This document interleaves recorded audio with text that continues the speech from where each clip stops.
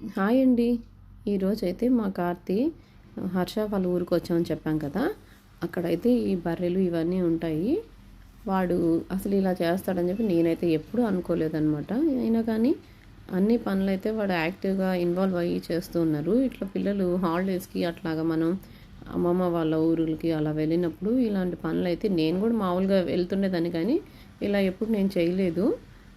మా వాడైతే మా బావ చేస్తున్నాడని చెప్పి వాడు కూడా నేను చేస్తానని చెప్పి వచ్చి మరీ చేస్తున్నాడు అనమాట. మనం ఇలాంటి పనులు చేసేదానికి చీ అని అనుకోవడం అవన్నీ తప్పు. ఇలా పిల్లల చేత అన్నీ చేయిస్తే వాళ్ళకి వాల్యూస్ అనేది తెలుస్తుంది అనమాట. ఫస్ట్ రిలేషన్ అనేది ఒక వాల్యూ. ఆ వాల్యూస్ అనేది మనం ఇస్తే ఎవరైనా సరే మనకి అంత బాగుంటుంది రిలేషన్ అనేది ఎక్కడైనా సరే. అలాగే పిల్లలకు కూడా ఇలాంటివన్నీ నేర్పిస్తేనే వాళ్ళకి కూడా అన్ని వాల్యూస్ అనేది తెలుస్తుంటాయి.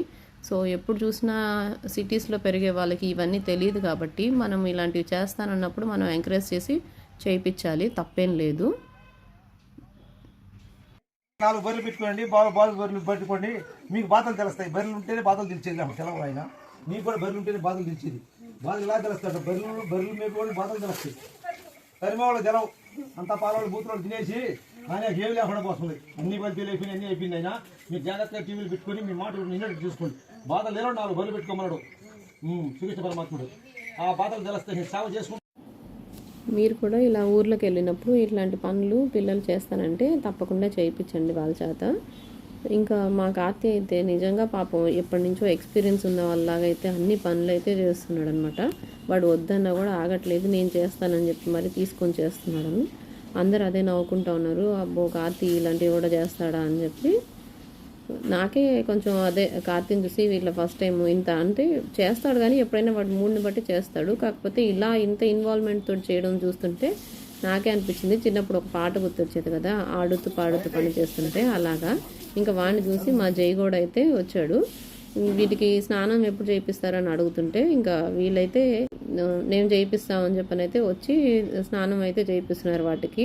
అవైతే హ్యాపీగా ఎంజాయ్ చేస్తున్నాయి అనమాట. బర్రెలు కూడా తమాషాగా ఉండింది మాకైతే చూస్తుంటే, ఫస్ట్ టైం కాబట్టి. హాలిడేస్లో మీరు ఇక్కడ ఉండడం బెటర్.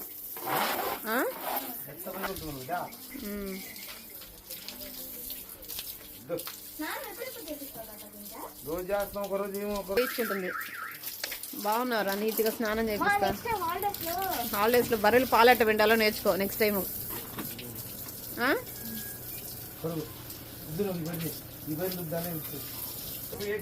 కొంచెం దగ్గర పోయి సైడ్ నుంచి రుద్దు